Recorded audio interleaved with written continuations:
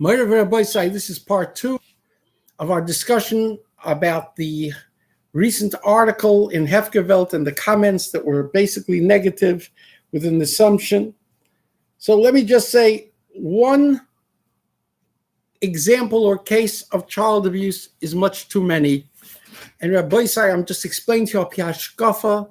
It's very logical that child abuse continues to be a problem, and if anything, it's growing. Just like we now have mishkav zacha marriage, transgenderism, transgender bathrooms. In Oregon, by Rabbi Isai,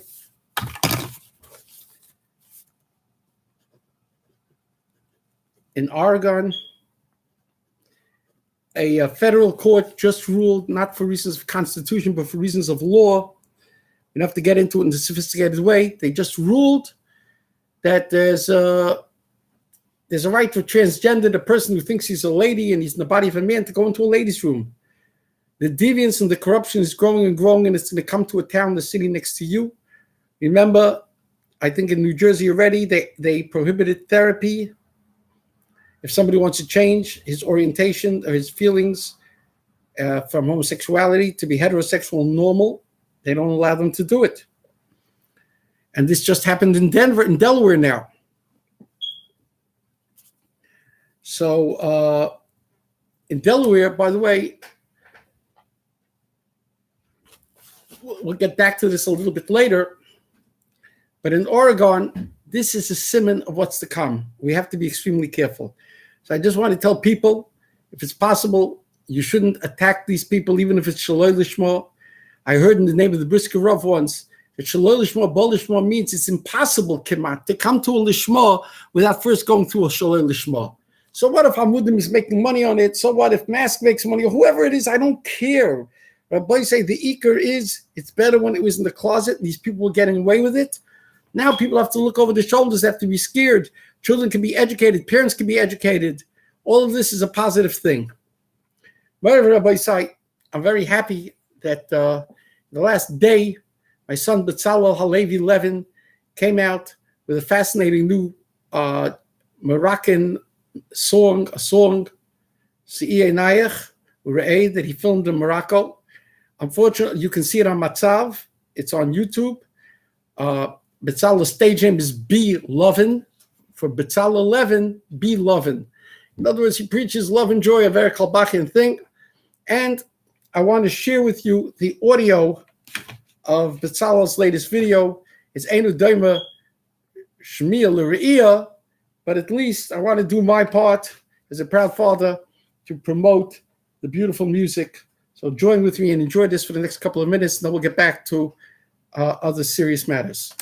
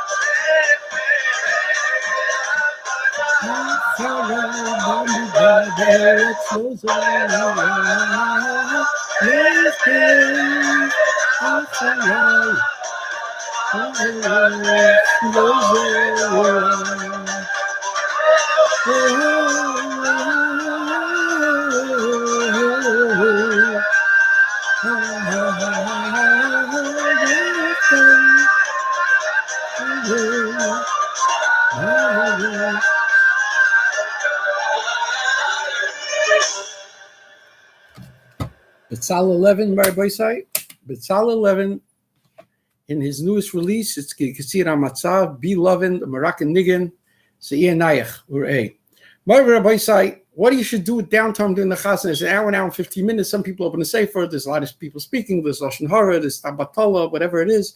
So Pesach Kron and maybe others spoke about the fact, maybe Rabbi Pesach Kron didn't initiate it, maybe he just spreading it around. Others are speaking about it. You know, my brother, who recently lost a child, a chassan, and the Kaplans lost the Kala, and at the Levaya, my brother spoke about 10,000 shidduchim, and there's a whole website, there's a whole movement, that there's people who are meeting and suggesting that people read shidduchim. They're talking about using the downtime to promote shidduchim and chassan as a whole system. It's something which is very, very noteworthy, and it's very commendable. And Yehiratz, and I hope that people will use this man of chasna, which is such a man of kedusha, that they'll use it in the appropriate way, and maybe shidduchim can come out of this as well, which is the Russian of my brother and Lilu Nishmas, Yisrael Levin and Elisheva Kaplan, Aleim Hashalom. Wherever Rabbi say, this is a beginning of Negno L'Chalamai. Hashem has granted me that I can speak to several thousand people through the radio, through the hotline, through the video, and therefore I want to give thanks to Hashem HaKadosh Baruch Hu on the fact that my son Simcha Zisel recently became a chassan on Tu B'Av by night, and he became a chassan to his Kala Malki Erlinger from the aristocratic and distinguished Erlinger family in Toronto, where the father is a Crackerjack Rebbe in the 5th grade of the Toronto Cheder, and this is their oldest daughter, their oldest child. And I want to thank Hashem publicly. I'm so gratified. It happens to be, as a personal aside, I'm going through a lot financially. I'm going through a lot health-wise. I'm going through a lot familiarly-wise, family-wise. And therefore, as I told my Zunkunftige Mechutten, Yaakov Erlinger Shlita, I said that I see the chesed of Hashem. In addition to the gewaldige shidduch, I felt it's a personal neshika to me in this particular time of my life. to have such a shidduch happen. It shows that HaKadosh Baruch Hu is, so to speak, if I can use the vernacular, he's in there pitching for us, and I'm profoundly happy, and I wish that the Chosn Kala will be Bayis Neman B'Yisrael. I want to give a shout out to Rabbi Aaron Kotler and all the rest of the Askonim in Lakewood. There's a House Bill 6450. It's written about this week in the Culture Dispatch from the Culture Wars, article in the Jewish Press, which, as I say every week, Hamadi and Yated, shame on them for not following and not being Mahdi the people. But this bill is a federal law that would prevent, in any embassies in any place around the world, it would prevent them from hanging any other flag besides the United States flag. And the reason for this is because in so many places, like in Tel Aviv, Israel, in many embassies, especially under the Obamas, they would hang up the rainbow flag next to the American flag. The rainbow flag is the sign of the Mishkevei Zocha. It's very, very funny that the rainbow represents the Mishkevei Zocha, that they've appropriated and expropriated this symbol of the rainbow for themselves. Why? Because what caused the Mabel? Mishkev Zocha was one of the final steps before the Mabel came, the Chazal tell us. And therefore the rainbow, we're not supposed to look at a rainbow, and the rainbow is in a certain sign, a sign of negativity in a certain way. The Keshes, because of what happened. And there, the Mishkevei Zocha take the rainbow and they make it into their thing of diversity. It's just very funny. It's just like the United Nations. The United Nations takes a symbol of the Yaina of the bird with the olive sprig that came back to the Teva and that left the Teva of Noach, and then came back with the olive sprig and then didn't come back again. So this is the universal symbol of peace and everything, peace and love and kumbaya of the United Nations. What does the Yaina symbolize? The Yaina symbolizes Yavon with Hamtakas Hey, that Klal Yisrael is called Yoinasi Tamosi. And at the time of Hanukkah in particular, there was going to be Yavon, but Klal Yisrael is going to go to war with Yavon, and Klal Yisrael is going to be Yaina with the Hamtaka, with the sweetening of the Yavon, of the negative aspects of the Grecian culture, which was Mishkav Zocher and Shmutz and everything, and the glorification of the body and narcissism, etc., hedonism to an extreme. Yavan is a corruption of Noi. You take Noi, beauty. Yavan was the son of Yefes. Yefes is beauty regular. Noi is another level of beauty. When you corrupt it and you make it, it ends onto itself. The superiority of the body and nakedness and all the other chazerai, so it becomes Yavan. We federate the Yitzhus. So Yoina is when Yavan goes to war with Klal Yisrael, which is Yoina, with Hashem, with Hamtakas Hey, and we win. And what happens? The wages of war are that Yavan surrenders the intellectual prowess, which is then adapted to and adopted by Klal Yisrael with Shimon HaTzadik and the Talmudic Mishnaic and Talmudic period. The beauty of Yefes, all of the intellectuality of Yishkan Bali Shem, it becomes expropriated to be used in the Batei Medrash. Yoina is Koyach is Beper, Klal Yisrael with the Barta Bom, the Koyach is in Peh. That's what it symbolizes. The United Nations has a symbol of the Yoina which represents Klal Yisrael and the superiority of Torah. And they don't realize it because what is Torah? Torah is an olive, and when you koitish the olive, it makes olive oil. And olive oil is Chachmas HaTorah Shebal Peh. If the olive is Torah Shebiksav, koitish it, using it in your mouth and making it your own, changing it. That's the oil of Torah Shebal Peh, which has to do with Hanukkah. So here they're doing the same shit with the rainbow. So the point of the matter is like this. So 35 congressmen, which is approximately a little less than 10% of Congress, are co-sponsoring the bill. In other words, we don't want to have the Mishkav Zocha flags flying. By the way, in Tel Aviv states, they flew it. So this is negate to us, Aaron. If you don't understand this, negate to us. Now, Chris Smith is a conservative Republican. He's representing the district. Can any of you call up Chris Smith's office and ask him to please become a co-sponsor of this bill? Can Aaron Cutler be bothered to call up Chris Smith and say, we wanted to be sponsored the bill? What does that accomplish? It shows that we care. It shows they won't be putting a rainbow flag in Eretz Yisrael where it's for Toki Eretz Eschem for the Shmutz.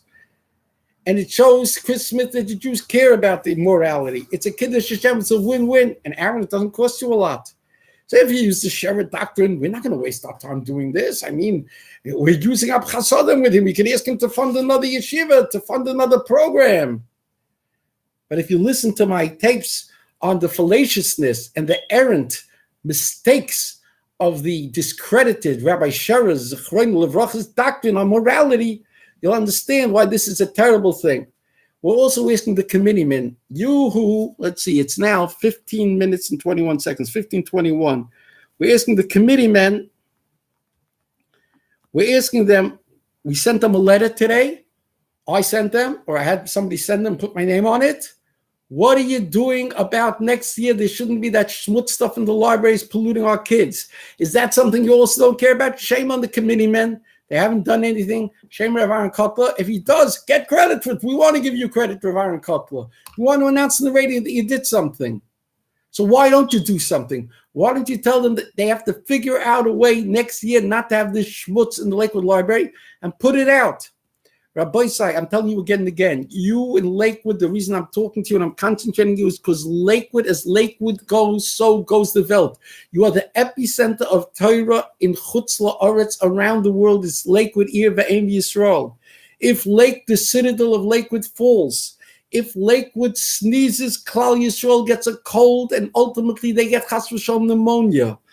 It's not going to be the Flatbush people that do things. It's going to be the hardcore of Lakewood B'nai Torah, whose ripple effect will be felt by the hardcore of B'nai Torah in Eretz Yisrael, and then to a lesser degree in England and France, etc. The Lakewood Olam has to do. You signed the petition. You saw you were the tail that wagged the dog, and then all of a sudden the Rosh Hashivas came out after ignoring what Aaron Kotler was behind the scenes supporting and others with the billboards, and now after the poor person spent money and everything else, now everybody's coming out against it. Why doesn't he take Aaron Kotler to a Din Torah or whoever, the Rosh Hashivas, whatever it is? But I don't care. That's not my business.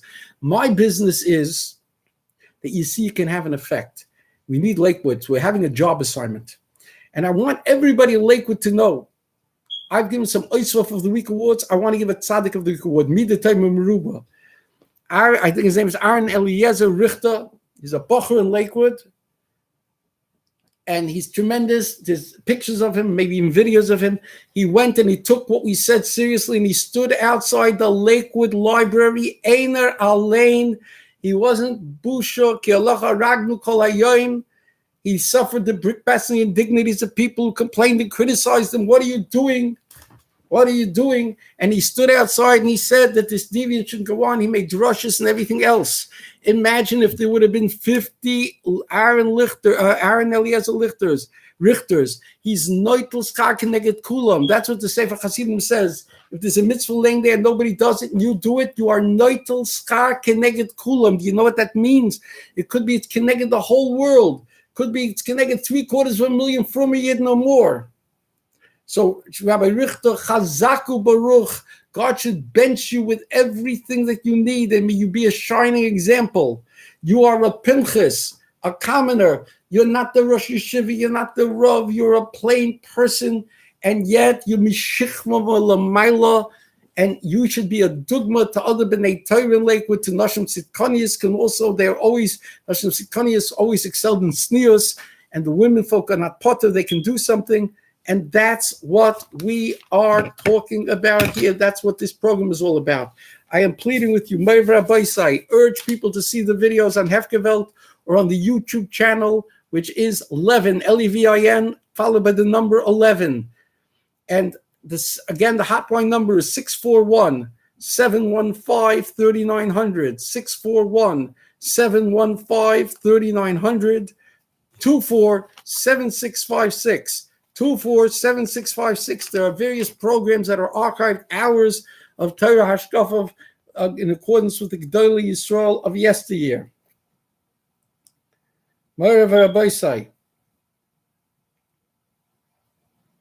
I just want to remind you again of coming attractions. Im Yirtzeh Hashem, as soon as next week or maybe in the next few weeks, we will have on in the flesh. He might be off camera. We will have a younger man who will tell you firsthand the things that I've been telling you about how he was forced by an Adam Choshev to give a get. And one of the leading Gedolei HaPoskim in the world today, certainly in America, said it's very, very questionable. That woman is a Suffolk Asish, and she's in Lakewood, and she's not alone. but I want you to understand the corruption of the system and what's going on, and why I tell you there are probably tens or dozens or hundreds or maybe even more of potential issues. And if these people get remarried and have children, it could be Suffolk Mamzerim, and it could be more than that. And I'm telling you, when you do shidduchim now with divorced couples, you have to really, really look in. Again, this is at 2032. So at 1950, that's the time of the video, 1950, check into yichus of any product of divorced family. You understand? Because if the woman got the get because she used court, she used monistic coercion, these newfangled halachas and newfangled things that the Tayanim came up with, but they didn't want to continue to do business. So they capitulate and they adapt to the Mishigasan of the Tayanim that come up with craziness and shkorim and dreidlach, and the poor sucker husband gives a get. This is a tremendous, tremendous thing. This is the elephant in the room, and I'm going to hit on it again and again and again. Now, in the remaining time, let us hear from Rabbi Yosheber J.B. Soloveitchik. It might be a little bit difficult to understand. This is an 8-minute clip. It should bring us to very near the end of the program. But I want you to see that when he's asked the question about how therapists should deal with homosexuals who want encouragement, they shouldn't feel guilty about their homosexuality, you hear the way he's shocked and he doesn't answer, and then you hear how he compares it to kibbut over aim. It's fascinating. Try hard to listen, and I'll try to recap. Next question. The third question was, I don't know whether you want to talk about, are there people? So this question I didn't understand. The question is responsible for it. The question is, are there people, Jews or non-Jews, that a religious therapist should not take on as a client? I didn't understand the question. It's not like question. I tried to amplify it. There are a few situations that we begin with appears to be obvious. There are a lot of situations where there's not going to be so clear. Let me give you some practical situations. For instance, for those who are involved in what's now called sex counseling, if you have an individual who comes and says, I'm having difficulty, I'm not married, but I want to alleviate any difficulty that I have in terms of this girl that I'm living with. That would seem to be a situation where the counselor will say, I refuse to accept you as a client. I cannot handle the situation because of my own commitment. Another situation might be where, let's say, a homosexual would come and say, I demand that you help me alleviate whatever guilt I feel with regard to the homosexual relationship. And if that is the contract that is formulated, not to be formulated in other terms, then the therapist would have to say, I'm sorry, but I cannot go along with that contract. It makes sense. It makes sense. There is a situation that once happened with me, and with using hindsight, I'm rather unhappy that I didn't ask for guidance at that time. But again, I'll use it as a specific case. A Rosh Hashiva once sent me a couple for marriage counseling because the couple was breaking up. They were no longer living together. And the goal, as it was formulated, was to see if I could help save the marriage. Very quickly, it became evident that both the husband and wife were involved in extramarital affairs. Now, there were other problems involved as well, but to go along, would it have been possible for a therapist to go along with a possible goal of saving a marriage, which was obviously against the law? In other words, the marriage cannot be saved, and yet abide by halachic victims in such a case. So, how does one work in that kind of situation as it is presented? So the question that's being asked to Rav Soloveitchik is, if a therapist is demanded by a homosexual that he should give him counseling and therapy, that he shouldn't feel guilty about his acts of homosexuality. So he said, the question said, I assume you're not allowed to do that. So Rabbi Soloveitchik answers, it makes sense, and everybody laughed. You're not allowed to do that. You're encouraging his mishkav zocha. He said, I once had a case where Rosh Hashiva tried to have me save a marriage, and I found out that the husband and the wife were both being mezana. So in terms of the wife, it's called Asr Abal, Asr Abayel. She's prohibited to her husband. So how can I work on saving the marriage? They're going to live in sin. So he agreed with that as well. Now he's going to talk a little bit about homosexuality again with therapy. And then he's going to ask a question. I had a situation, the question is, where the kibbut of the aim, I was sent people to work on them that they should have kibbut of the aim. But in the process of that, when I'm going to counsel them to stand up to their father, to speak about things that bothered them, but with the tachlis at the end, that even though they were disrespectful to the father, at the end they're going to have a good relationship with him. So yes, Rav Soloveitchik, is that the same thing like the homosexual situation? That just like the homosexual situation, you can't encourage this in any way. It should be prohibited. So the same thing with the kibbut of aim. And you'll hear the distinction that Rabbi Soloveitchik makes. Let's go back to the tape. And this is only in your contractual obligation is to save the marriage. Or to alleviate the feeling of guilt in homosexuality. That's what you said, yeah. Yeah. But he was not ready to abandon the practice. I'm not a social worker. It's hard for me to understand. You have no right to try to, that he should change his way and his ways, and you have to right away at the very beginning justify what his practices. You see, Rabbi Soloveitchik is having great difficulty understanding. He says, I don't understand.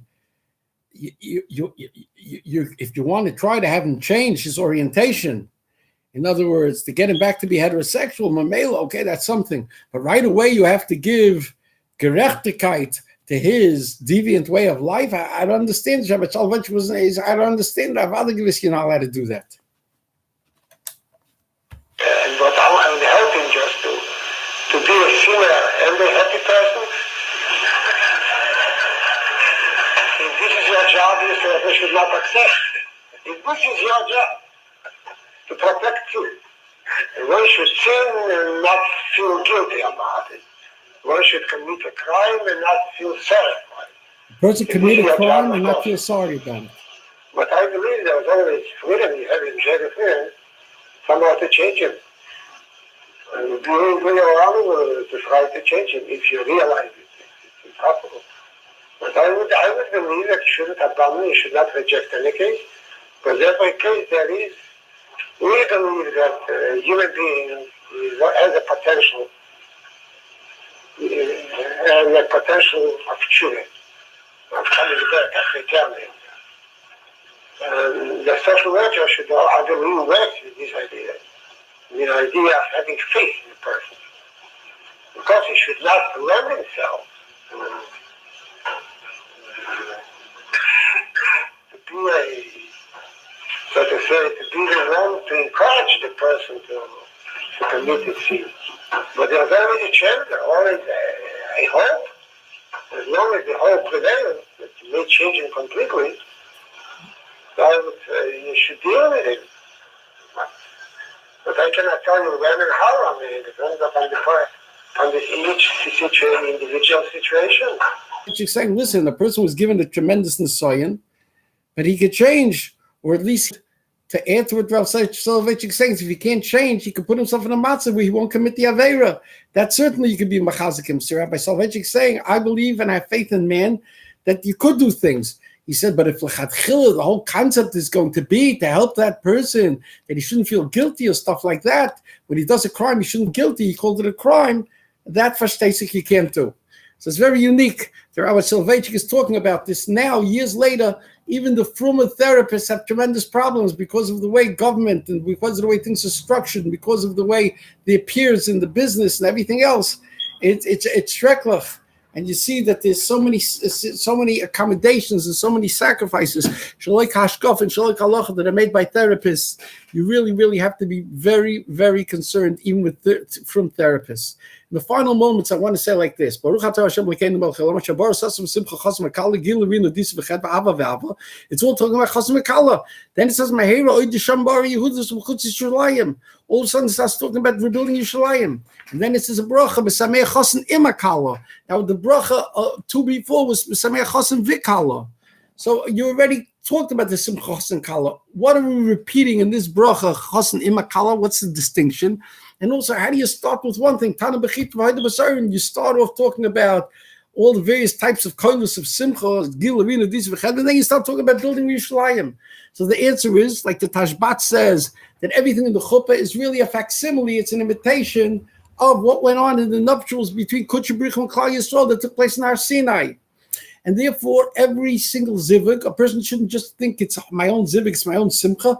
He should realize that what he's doing is he's triggering a simcha l'mayla at the same time, the bezin in the Yerushalayim Shalmayla of Kutch B'richu, embracing, coming closer to Klal Yisrael. Like we spoke last week, the Keruvim in the inner sanctum is the love story and the marriage between HaKadosh Baruch Hu and Klal Yisrael.